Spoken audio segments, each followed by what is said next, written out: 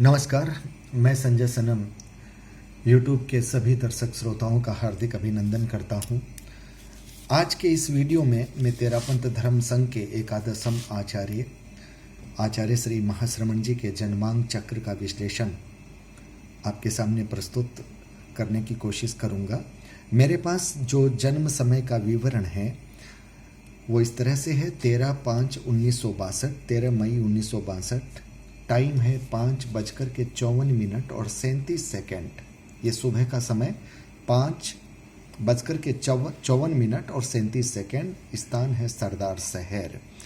मैंने आचार्य श्री महाश्रमण जी की कुंडली का एक बार फेसबुक में भी पूरा विश्लेषण करके दिया था, लेकिन दुर्भाग्य से वो समय सही नहीं था, गलत समय था।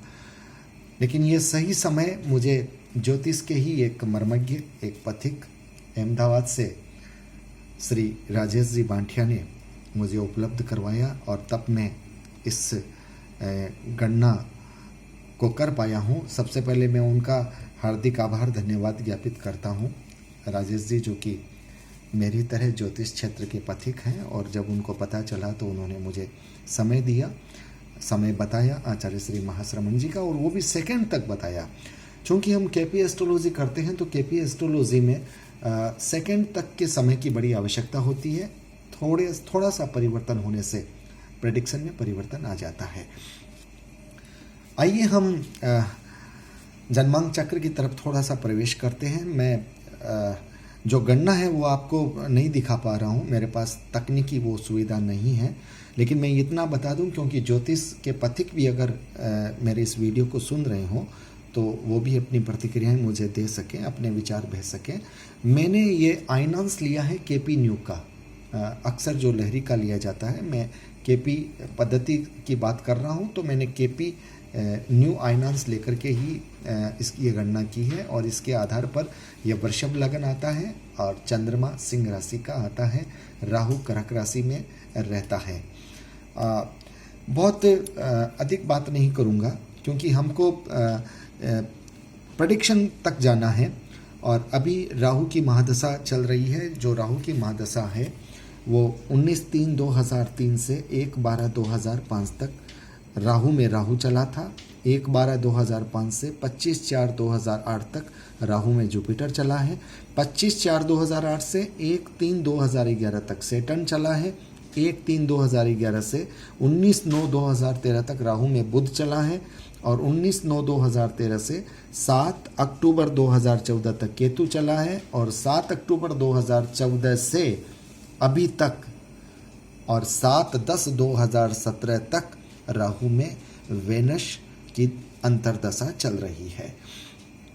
केपी एस्ट्रोलॉजी में हम जब भी किसी जन्मांग चक्र का विश्लेषण करते हैं तो जो दशा लोड होता है, हम उसका कस्पल में उसकी प्रेजेंस देखते हैं कि कस्पल में 1 से लेकर के 12 भाव तक वो कहाँ कहाँ अपना प्रतिनिधित्व कर रहा है।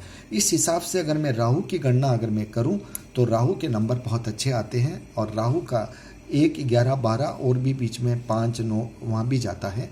तो राहु दशा लोड के हिसाब से राहु बहुत पॉजिटिव, क्योंकि ये पद दे रहा है, प्रतिष्ठा दे रहा है, अधिकार दे रहा है। राहु ने ये सब चीज़ें दी है, लेकिन राहु कर्क राशि में है, चंद्रमा की राशि में है, इसलिए राहु चंद्रमा का प्रतिनिधित्व कर रहा है। और वो चंद्रमा जो कि दूसरे कस्पल की गणित में आ रहा है, दूसरे भाव में आ रहा है, सप्तम में, अष्टम में, दशम में आ रहा है।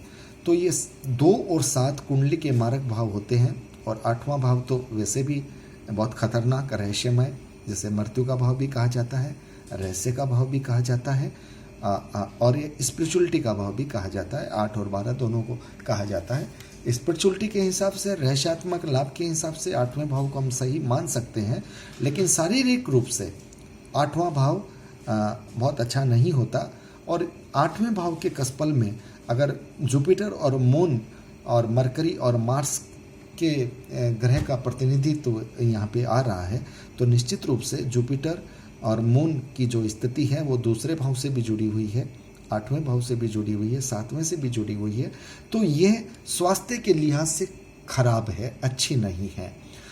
राहु में जब हम वेनस की बात कर रहे थे तो वेनस प्रथम दृष्टया खराब नहीं है, लेकिन कुछ स्थितियां वेनस के साथ ऐसी बन रही है जिससे राहु में वेनस की दशा, मतलब वेनस जो कि लगन का लॉर्ड भी है, लगन का लॉर्ड होने के बाद में भी वेनस वो फल नहीं दे पा रहा जो उसे देने चाहिए थे। वो इसलिए नहीं दे पा रहा क्योंकि सब लॉर्ड उसका जुपिटर आ रहा है और स्टार लॉर्ड उसका मंगल आ रहा है। ये दोनों ही ग्रह इस कुंडली में कस्पल सब लॉर्ड की गणित से प्रतिकूल हैं। सिर्फ एक राहु सब लॉर्ड है जो बचाव की मुद्रा में खड़ा है। इस जन्मांक चक्र में शनि की स्थिति बहुत अच्छी है और शनि बहुत कारक भी है। और शनि में शनि के अगर प्लेनेट का अगर मैं लॉर्ड सब लॉर्ड से विवेचन करूं तो शनि में मून का नक्षत्र है, ये प्रतिकूल है, लेकिन मरकरी और केतु मतलब सब लॉर्ड और सब लॉर्ड के नक्षत्र बहुत अच्छे हैं। तो जब भी कहीं शनि की का गोचर, शनि की दशा, अंतरदशा, प्रत्यंतर दशा, सूक्ष्म अंतर, प्राण अंतर, ये सब चीज़ें आती है तो जातक के लिए बहुत अच्छे परिणाम लाती है, बशर्ते अगर कस्पल सब लॉर्ड की गणित में गोचर प्रतिकूल ना हो। जब गोचर की बात आई है तो मैं आपको, चूंकि इस वीडियो को हो सकता है मेरे ज्योतिष के दोस्त भी सुन रहे होंगे, तो 210 से 237 के बीच में, तुला लगन से वृश्चिक लगन के बीच में, 314 से 350 डिग्री के बीच में और 237 से 260 डिग्री के बीच में अगर ग्रह का गोचर होता है तो आचार्य श्री महाश्रमण जी के स्वास्थ्य के हिसाब से, मानसिकता के हिसाब से और प्रगति पथ के हिसाब से, कार्य व्यवस्था के हिसाब से बहुत अच्छे संकेत यहाँ पे नहीं कहे जाते। लेकिन जब ग्रह 285 से 314 डिग्री पे जाते हैं, वहाँ पर उनका संचरण होता है तो वहाँ पर बहुमुखी बल्कि चहुमुखी सफलता मिलती है। सारे निर्णय सफलता की कसौटी पर कसे जा सकते हैं, तब वो निर्णय अच्छे होते हैं। इस जन्मांक चक्र में मैं जुपिटर और मून, इनको मैं बहुत नेगेटिव दे रहा हूँ। कुछ हद तक मंगल भी नेगेटिव है, लेकिन जुपिटर और मून यहाँ पर बहुत नेगेटिव है। और दसम स्थान में, और दसम स्थान के कस्पल में जुपिटर और मून सब लॉर्ड, स्टार लॉर्ड, सब लॉर्ड के रूप में उपस्थित हैं। यहाँ पर एक बात मैं कहना चाहता हूँ, वैसे तो जुपिटर और मून का सामंजस्य अगर होता है तो वैदिक ज्योतिष में उसे गजकेसरी योग की बात कह दी जाती है, लेकिन चूंकि इस कुंडली में बृहस्पति और मून बहुत अच्छा फल नहीं दे रहे, प्रतिकूल फल दे रहे हैं, इस लिहाज से मैं एक बात तो ये कहना चाहूँगा कि स्वास्थ्य के हिसाब से गर्दन, गले और मस्तिष्क में कहीं मरकरी का भी इफेक्ट आ रहा है 8th भाव में, तो मरकरी मस्तिष्क का इफेक्ट दे रहा है। मार्स साइन के हिसाब से आ रहा है तो वो ब्लड सेल्स का इफेक्ट दे रहा है, धमनी शिराओं का इफेक्ट दे रहा है, अचानक चोट का इफेक्ट दे रहा है। मून मानसिक चिंता, परेशानी का इफेक्ट दे रहा है, गलत निर्णय का इफेक्ट दे रहा है। और जुपिटर एक ईगो प्रॉब्लम का इफेक्ट दे रहा है कि अडिग रहना, अटल रहना, जो कह दिया उस पर अटल रहना, अडिग रहना। और यहाँ पर कई बार ऐसा हो जाता है कि मास की बात में, मतलब आम जन सामान्य की बात भी नज़रअंदाज हो जाती है, क्योंकि जुपिटर खुद गुरु है और ये किसी की नहीं सुन सकता। यहाँ पर तो गुरु ऐसा है कि वो जो कह दिया वो ही तय है। ये स्थिति इस जन्मांक चक्र के 10वें भाव में इंगित है, मतलब कस्पल सब लॉर्ड की गणित में बता रहा हूँ। और यहाँ पर कुछ गलत निर्णय और गलत निर्णयों की वजह से मानसिक परेशानी, क्योंकि वहाँ से उसकी वजह से प्रतिक्रियाएं वो है बहुत भारी आ सकती है और वो मानसिक परेशानी का कारक बन सकते हैं। इस कुंडली को अगर मैं कंक्लूड करूं तो राहु की महादशा, मतलब राहु का जो नेचर है, राहु का जो इफेक्ट है, पद प्रतिष्ठा अधिकार के हिसाब से बहुत अच्छा है। लेकिन राहु की महादशा में जब अलग अलग ग्रहों की अंतरदशाएं आती है, उसमें सैटर्न मरकरी अच्छी है, जुपिटर बहुत खराब, 2005 से शायद 2008 का पीरियड रहा है, वो मुझे ऐसा लग रहा है स्वास्थ्य के हिसाब से वो बहुत अच्छा समय नहीं रहा होगा। अभी जो 2014 से 2017 का समय जा रहा है, ये समय इंडिकेट कर रहा है यात्रा भ्रमण का, दूर दूर तक की यात्रा। और क्योंकि वो एक अंक आ रहा है, 11 भी आ रहा है, 12 भी आ रहा है, बहुत विपरीत परिस्थितियों में भी वो यात्राएं हुई है। मतलब जो निर्णय कर लिया उसको निभाया गया है, उसको पूरा किया गया है। नेपाल की यात्रा हुई और विदेश यात्रा इससे संभव हो गई। तो ये यात्रा का जो है वो स्पष्ट इंगित है। राहु पद, अधिकार, प्रतिष्ठा, मैं बार बार कह रहा हूँ, वो भी इंगित है। लेकिन जब दूसरे ग्रहों की अंतर्दशाएं आती है तो स्वास्थ्य के लिए बहुत अच्छा प्रभाव नहीं है, मानसिक स्थिति के लिए बहुत अच्छा प्रभाव नहीं है। कार्य व्यवस्था के हिसाब से 10वां घर प्रशासन का भी है, तो यहाँ पर प्रशासन व्यवस्था है वो भी बहुत अच्छी नहीं लग रही, और उसकी वजह से गलत निर्णय और गलत निर्णयों की वजह से प्रतिक्रियाएं, एक आक्रोश, कुछ सवाल, ये सब जो चीज़ें हैं वो तनाव का कारक। यहाँ राहु में जब ये शुक्र की है, अभी राहु में शुक्र में शनि चल रहा है और वो शायद 1 मार्च 2017 तक है। चूँकि शनि है इसलिए वो रक्षा कवच बन करके खड़ा हुआ है। उसके बाद में मरकरी आएगा, बुध आएगा। बुध भी इस कुंडली में अच्छा है, 11वें भाव में आ रहा है, 8th, 11th, 12th, वो दूसरी रूप में अच्छा है, लेकिन मानसिक तनाव, चिंता वो उसको दूर नहीं कर पाएगा। ये यहाँ पर भी संभावित है। मरकरी होने के बावजूद भी वो फुलफिल डिज़ायर करते हुए भी कुछ नकारात्मक परिणाम देगा। मैं ये कहना चाहूँगा कि 4 मार्च 2017 से 10/7/2017 ये समय मुझे स्वास्थ्य के लिए और मानसिक रूप से मुझे अच्छा नहीं लग रहा है। उसके बाद में जब राहु में सूर्य आता है तब ये आप स्थिति देखिए, करीब करीब 24 अक्टूबर 2017 से ये 9 दिसंबर 2017 का जो समय है, इसे मैं बहुत अच्छा नहीं कह रहा, क्योंकि सूर्य वृषभ लगन की कुंडली में, वृषभ और तुला लगन की कुंडली में सूर्य को हम बहुत अच्छा परिणाम देने वाला नहीं मानते। राहु में जब, सूर्य में जब जुपिटर आता है तो यहाँ पर मुझे कुछ विशेष परेशानी इंगित होती है। हालांकि जुपिटर प्लेनेट का विवेचन करने से उसके स्टार लोड, सब लोड काफ़ी हद तक अच्छे हैं, फिर भी एक इंडिकेशन मैं देना चाहता हूँ।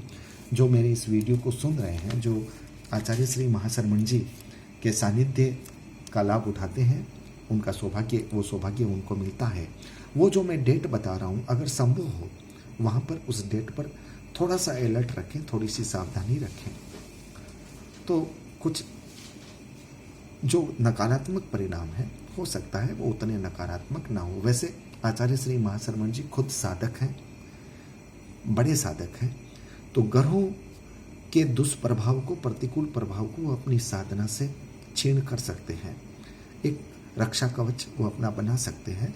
फिर भी प्रारब्ध का के जो कर्म होते हैं उनका फल काफ़ी हद तक हमें भोगना पड़ता है। ये मैं जो आपको तारीखें आपको दे रहा हूँ, वो तारीख अगर आप नोट कर लें और वहाँ तक पहुँचा दें, या अगर आप उनके करीब रहते हैं, आप वहाँ पर थोड़ी सी सावधानी रखें, तो मेरा ये विवेचन भी सार्थक होगा। क्योंकि अगर नकारात्मक परिणाम न मिले, उससे बचाव हो जाए, तो ये मेरे और आपके लिए सौभाग्य की बात होगी।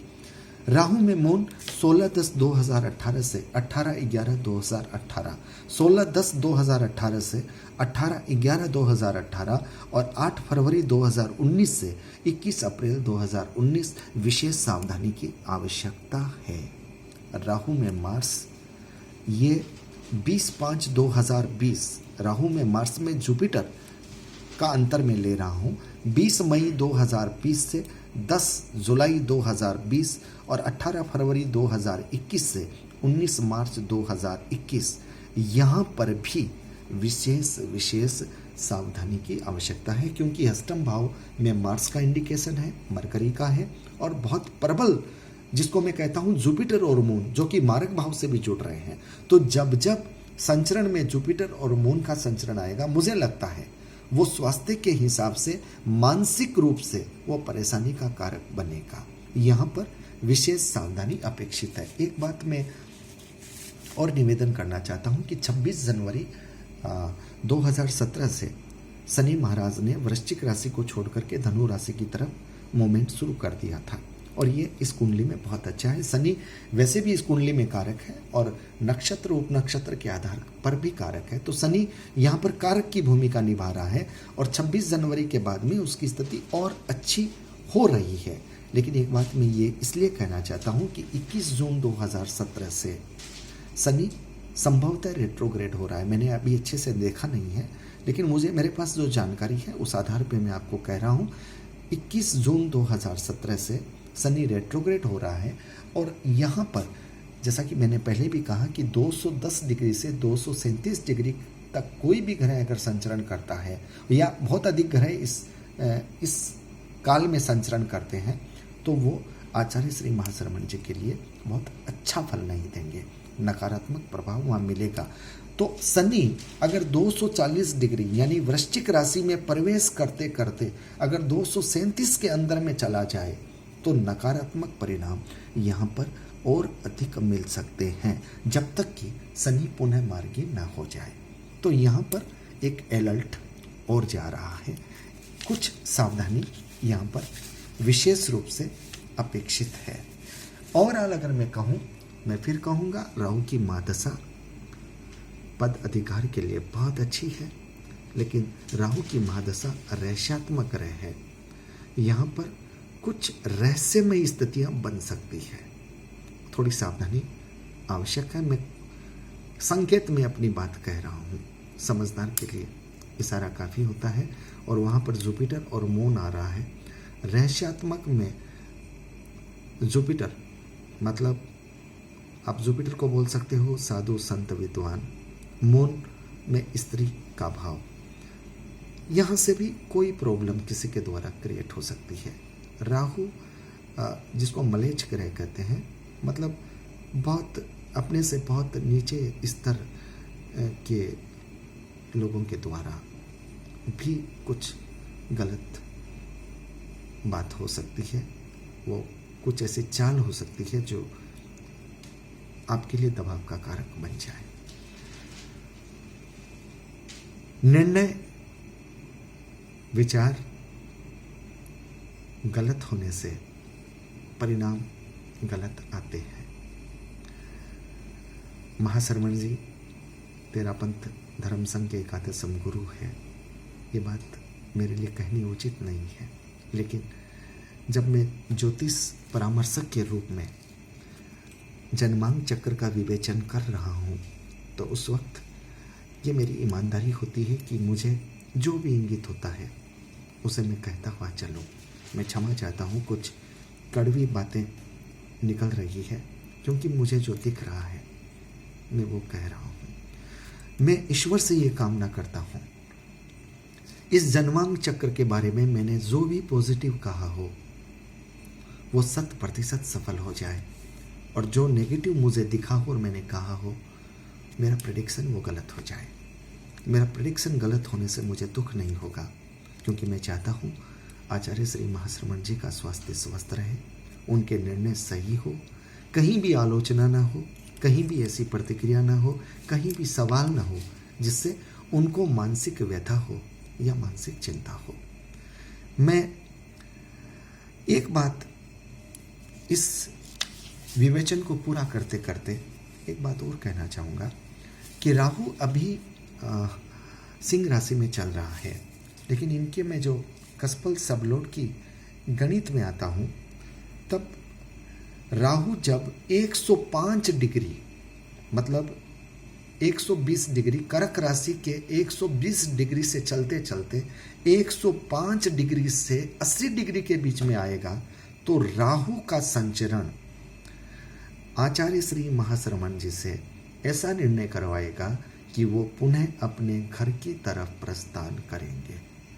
मतलब घर की तरफ का प्रस्थान, जहाँ उनका जन्म हुआ हो वो क्षेत्र, जहाँ उनकी दीक्षा हुई हो वो क्षेत्र, और जहाँ वो आचार्य पद का दायित्व उनको मिला हो वो क्षेत्र हो सकता है। कुल मिलाकर ये क्षेत्र राजस्थान की तरफ आ रहा है, और ये करीब मुझे लग रहा है, एक्यूरेट तो मैं नहीं कह पाऊँगा, लेकिन हो सकता है ये साल 1.5-2 साल के बीच का पीरियड है जो उन्हें पुनः अपने स्थान की तरफ ले जाने की प्रेरणा दे रहा है, वो स्थितियाँ बना सकता है। तो व्यूअर्स, मैंने अपनी बात आचार्य श्री महाश्रमण जी के जन्मांग चक्र की कही। मुझे स्वास्थ्य की जो बात है वो प्रतिकूल लग रही है, मानसिक चिंता की बात प्रतिकूल लग रही है। अचानक से कोई घटना, कोई व्यथा, कोई चोट, कोई दर्द, कोई बेचैनी, कोई परेशानी, ये मुझे इंगित हो रहा है। मैं चाहूँगा कि मुझे जो लोग सुन रहे हैं और जो महाश्रमण जी का सानिध्य प्राप्त करने का सौभाग्य रखते हैं, मैंने जो जो डेट बताई है उस डेट पर थोड़ा सा ध्यान रखें। मैं पुनः ये कामना करता हूँ कि जो भी नकारात्मक बातें मुझे कहनी पड़ी है जन्मांक चक्र को देख करके, मैं ईश्वर से कामना करता हूँ कि मेरे वो प्रेडिक्शन गलत हो जाए। मुझे कतई दुख नहीं होगा, मुझे सुकून मिलेगा कि कम से कम मेरे प्रेडिक्शन गलत होने से अगर महाशरमन जी के स्वास्थ्य की स्वस्थता बनी रही है तो मेरे लिए वो सुकून की बात है। और मैं आपसे गुजारिश करूँगा, जो मुझे देख रहे हैं, जो मुझे सुन रहे हैं, आपसे मेरी गुजारिश है कि YouTube के संजय सनम के नाम से मेरा जो चैनल है उस चैनल को आप सब्सक्राइब कीजिएगा, लाइक कीजिएगा, ताकि मैं जब भी कोई नया चैनल बनाऊं आपके दिल के दरवाजे पर मैं सीधा पहुंच पाऊं और मैं आपके दरवाजे को खटखटा सकूं। मुझे अपने पास आने का रास्ता दीजिएगा और इसके लिए आपको मेरा चैनल सब्सक्राइब करना होगा, लाइक करना होगा। मेरा वीडियो आपको कैसा लगता है, आपकी कोई भी प्रतिक्रिया, आपके कोई भी विचार, अपनी संकोच मुझे भेजिए। आपकी तारीफ़ें मुझे मिलती है तो आपको आलोचना करने का भी अधिकार है और मैं आलोचना बिल्कुल सुनता हूँ और मैं समझता हूँ कि आलोचक सच्चे सुधारक होते हैं। सच्चा आलोचक सच्चा सुधारक होता है। मैं अपनी आलोचनाओं को न सिर्फ सुनता हूँ बल्कि अपने में सुधार करने की कोशिश भी करता हूँ, ताकि आलोचना करने वाले जो मेरे के लिए वक्त लगा रहे हैं उनको कम से कम ये लगे कि जिस व्यक्ति के लिए उन्होंने अपना कीमती वक्त लगाया उसने उनकी बात सुनी। सकारात्मक समालोचना होनी चाहिए। जो ज्योतिष के पथिक मुझे सुन रहे हैं वो अपनी प्रतिक्रियाओं से नवाजें। अगर कहीं मेरी भूल हो सकता है, भूल हो तो मेरी दृष्टि में लाएं, और अगर वो सही हो तो मेरा समर्थन करें। एक बार पुनः मैं मेरे मित्र जिन्होंने मुझे ये सटीक समय उपलब्ध करवाया, राजेश सेठिया जी का मैं पुनः आभार ज्ञापित करता हूँ। आप राजेश बांटिया जी, माफ़ी चाहूँगा, राजेश जी बांटिया अहमदाबाद से, उनका मैं पुनः आभार ज्ञापित करता हूँ। और आप सबका, आप जो मुझे सुन रहे हैं, समझ रहे हैं और अपने स्नेह आशीर्वाद से नवाज रहे हैं, आप सब लोगों का हार्दिक आभार ज्ञापित करता हूँ। सब लोगों के लिए शुभकामनाएं। मेरे साथ बने रहिएगा, स्नेह आशीर्वाद प्यार का ये रिश्ता बनाए रखिएगा और मेरे इस चैनल को सब्सक्राइब करना मत भूलिएगा, ताकि मैं आपके दिल के दरवाजे पर बिना किसी संकोच के सीधे आ सकूं। आशा है ये हक मुझे आप दीजिएगा। बहुत बहुत आभार, नमस्कार। मिलते हैं फिर नए वीडियो के साथ।